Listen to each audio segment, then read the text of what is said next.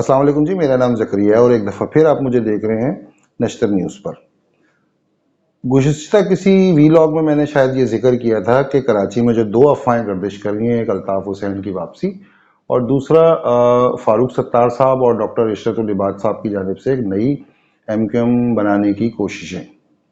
तो मैं आज दूसरी वाली अफ़वाह के ऊपर बात करूँगा क्योंकि पहली वाली जो अफ़वाह है वो मैं पहले भी आपको बता चुका हूँ कि उसमें कोई दम नहीं है। वो सिर्फ़ एक अफ़वाह ही के तौर पे आप उसको ट्रीट कर सकते हैं। तो गुज़िश्ता दिनों फ़ारूक सत्तार साहब ने पीआईबी के जो स्पोर्ट्स स्टेडियम है वहाँ पे क़व्वाली का फंक्शन किया और वहाँ पे उन्होंने बाकायदा इस बात का ऐलान किया कि वो और डॉक्टर इशरतुल इबाद साहब नई और नौजवान क़यादत को सामने लेकर आएंगे। तो ये बात तकरीबन अब तय हो गई है कि एक नए धड़े की तैयारी पूरी हो चुकी है। वहाँ पर किसी साहब ने जज्बातियत भी दिखाई थी और अल्ताफ़ हुसैन के हक़ में नारे लगाए थे, तो उन साहब की शायद पिटाई वगैरह की थी, जो क्योंकि उनका फिर बाद में जो है ना वो एक वीडियो आ गया था जिसमें वो माफ़ी तलाफ़ी कर रहे थे। बहरहाल ये तो बात ज़ाहिर है कि ये होना ही था वहाँ पे, क्योंकि वो फ़ारूक सत्तार साहब का फंक्शन था और एक नए धड़े की तैयारी थी, तो वहाँ पे अल्ताफ़ हुसैन की बात करना बेवकूफ़ी थी। मैंने जो तज्ज़िया किया है, क्योंकि वहाँ पे मुझे कुछ ऐसी शक्लें नज़र आई जिसकी बुनियाद के ऊपर मैंने ये तज्ज़िया किया है कि जो नया धड़ा एमक्यूएम का बनाया जा रहा है, उसमें जो भी बनाने वाले हैं उनकी ये कोशिश है कि ऐसे लोगों को सामने रखा जाए जिनकी इमेज जो है वो साफ सुथरी है। जैसे मिसाल के तौर पे डॉक्टर फारूक सत्तार के हवाले से आपने कभी नहीं सुना होगा कि वो शिद्दत पसंद कार्रवाइयों में मुलविस रहे हों या उनका कहीं नाम आया हो। इसी तरह डॉक्टर इशरतुल इबाद भी एक बहुत साफ सुथरी इमेज के मालिक हैं। कभी उनका भी नाम सुनने में नहीं आया कि वो जो हैं वो शिद्दत पसंद अनासिर को सपोर्ट करते हों, जैसा कि मुत्तहिदा कौमी मूवमेंट में रही हैं। और 2 शक्लें मुझे वहाँ पे नज़र आई तस्वीरों में। मैं इत्तेफ़ाक से वो मतलब एक तो वीडियो मौजूद है फ़ेसबुक के ऊपर ही, वो भी आप देख सकते हैं, लेकिन एक तस्वीर में डाउनलोड नहीं कर सका। अगर मुझे मिल गई तो मैं यकीनन डाउनलोड करूँगा, लेकिन मैं भूल गया उसे डाउनलोड करना। वो थी ज़फ़र अब्बास की। ज़फ़र अब्बास वहाँ पे मौजूद थे और शायकीन में बैठे हुए कव्वाली सुन रहे थे। तो इस सारी इन 2-4 एक थे फैसल रज़ा आबदी साहब, जिन्होंने बाकायदा शिरकत फरमाई और कराची में इनका नाम बहुत अच्छा है और ये खासी साफ-साफ बातें करते हैं और ये पहले पीपल्स पार्टी में थे, अब शायद नहीं है। तो इन सारी बातों के ऊपर जो मैंने एक मेरा ज़ाती तज्ज़िया है, आपका इससे मुत्तफ़िक़ होना ज़रूरी नहीं है, वो ये है कि जो नया धड़ा बनाने की कोशिश हो रही है एमक्यूएम की, उसमें साफ-सुथरी क्लीन इमेज वाले लोगों को सामने लाया जाएगा। क्योंकि देखिए सबसे पहले महाजिर कौमी मूवमेंट हकीकी सामने आई, आफ़ाक अहमद और आमिर खान, इनके बारे में मेरे को बताने की ज़रूरत नहीं है। कराची के जितने लोग कराची की सियासत में दिलचस्पी लेते हैं, जिन्होंने एमक्यूएम के दौर देखे हैं उरूज ज़वाल के, वो अच्छी तरीके से जानते हैं इनकी इमेज क्या है। दूसरा जो धड़ा सामने लाया गया वो था पीएसपी। पीएसपी में मुस्तफ़ा कमाल साहब का मैं पहले भी बता चुका हूँ कि इनकी बहैसियत मेयर कराची, नाज़िम कराची बहुत अच्छी कारकर्दगी थी, लेकिन उसके बावजूद उनकी जो पीएसपी थी उसे कबूल नहीं किया गया। जो मैं ये समझता हूँ ज़ाती हैसियत में कि क्योंकि उन्होंने वहाँ पे एक ड्राई क्लीनिंग फैक्ट्री लगाकर मुत्तहदा के जितने भी शिद्दत पसंद थे उनको अपने यहाँ ले लिया, तो शायद इस वजह से आवाम को ये बात पसंद नहीं आई, मेरा ख्याल है ये।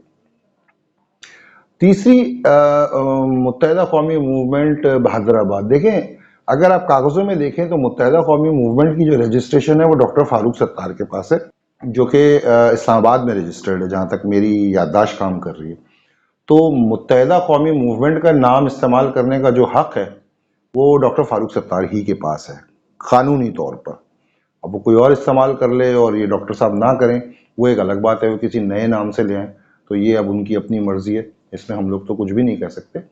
लेकिन इससे आगे थोड़ा-सा बढ़ के अगर मैं तज्ज़िया करूँ, तो हो सकता है कि अगर ये साफ़-सुथरी सियासत करें, उर्दू बोलने वालों और ख़ास तौर पे कराची वालों के मसाइल को हल कर सकें, ख़ास तौर पे कोटा सिस्टम के हवाले से कुछ कर सकें कि नौकरियाँ मिलें कराची वालों को, जो कि इस वक्त नहीं मिल रही सरकारी नौकरियाँ, सड़कों के लिए कुछ कर सकें, ये पानी का मसला हल कर सकें, ये अमन व अमान के मसाइल हल कर सकें, तो इनको कामयाबी मिल भी सकती है। लेकिन इसमें देखिए जो सबसे बड़ा जो हर्डल है या जो कि रुकावट है वो है क्या कराची वाला या जो कराची का रहने वाला है वो इनको बहैसियत कराची का नुमाइंदा मंजूर करेगा भी या नहीं करेगा।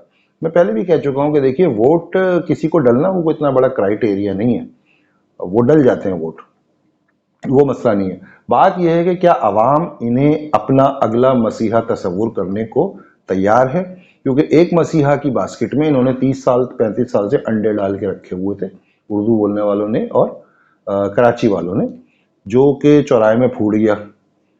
और आज उनकी जो है ना वो बेकार की अफवाहें फैला रहे हैं, कहीं चौकिंग कर रहे हैं, कहीं बैनर लगा रहे हैं, ऐसा कुछ भी नहीं होने वाला, सवाल ही नहीं पैदा होता उनको। मतलब अभी आसमा जहांगीर की जो कॉन्फ्रेंस हुई है उसमें मंजूर पशीन आए, उसमें नवाज शरीफ ने तकरीर की, उसमें अली अहमद कुर्द ने झाड़ दिया। पता नहीं, मतलब इतने सारे लोग थे जो कि एस्टैब्लिशमेंट मुखालिफ और हुकूमत मुखालिफ थे, उसमें तक तो इनको बुलाया ही नहीं कि भाई आप आके तकरीर कर लो, आप काफ़ी दिनों से एस्टैब्लिशमेंट के मसाइल जो है वो भुगत रहे हैं। उसकी वजह ये है कि इन्होंने जो इनके बारे में जो बात मशहूर हुई और जो सामने आई कि जी ये इंडिया के साथ इनके कुछ रवाबित है, वो नहीं पसंद आया किसी को। देखिए जो कुछ भी है वो पाकिस्तान की हुदूद के अंदर है, उसके बाहर तो जनाब किसी भी चीज़ को एक्सेप्ट नहीं किया जाएगा, ना किया जा सकता है। तो अल्ताफ हुसैन साहब का चैप्टर हो गया बंद। अब ये जो नई मुत्तहिदा सामने लाने की तैयारी है, अब ये किस नाम से आती है ये तो अब जनाब वक्त ही बता सकता है, और देखते हैं कि इनका क्या रद्द अमल सामने आता है अवाम का।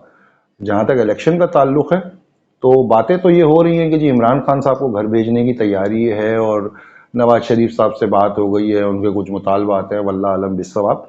मैं क्योंकि ना तो इस्लामाबाद में रहता हूँ, ना मैं लाहौर में हूँ, मैं कराची में रहता हूँ, इसलिए मेरी जो दिलचस्पी का महवर और जो मेरी मालूमात का ताल्लुक है वो कराची से। और कराची में हमारा प्रॉब्लम है पाकिस्तान पीपल्स पार्टी, जिन्होंने बल्दियाती इख्तियारात अपने पास रखने के बावजूद ना पानी के मसले हल कर रहे हैं, ना बिजली के मसले हल कर रहे हैं, ना इन्होंने सड़कों का मसला हल किया। लेकिन अभी जब ये इलेक्शन शुरू होंगे तो आप देखिएगा काम शुरू हो जाएगा, पीपल्स पार्टी के झंडे लगे होंगे या पीटीआई के झंडे लगे हुए होंगे, बल्कि कई जगहों पे तो शायद हल्का हल्का शुरू भी हो गया। मैं इन दोनों पार्टियों के जो चीफ लोग हैं, जो बड़े लोग हैं, इन दोनों पार्टियों के जो बड़े लोग हैं, उनसे मैं ये गुजारिश करता हूँ कि सरकार, माई बाप, आवाम पागल नहीं है, ठीक है। आजकल सोशल मीडिया का दौर है, खबर यूं करके फैलती है। आप अब वो ज़माना ख़त्म हो गया जब जंग अखबार हुआ करता था और मीडिया को आप कंट्रोल कर लिया करते थे। अब 2 मिनट में खबर बाहर आती है और सामने आ जाती है। 500 किस्म के जो ना 5000 किस्म के लोग जितने मुंह होते हैं उतनी बातें करें। बेहतर ये है कि आप अवामी जो मसाइल हैं उनका हल दें, और फिर आप देखें अवाम क्यों नहीं आपको यार सेलेक्ट करेगी, क्यों नहीं पसंद करेगी।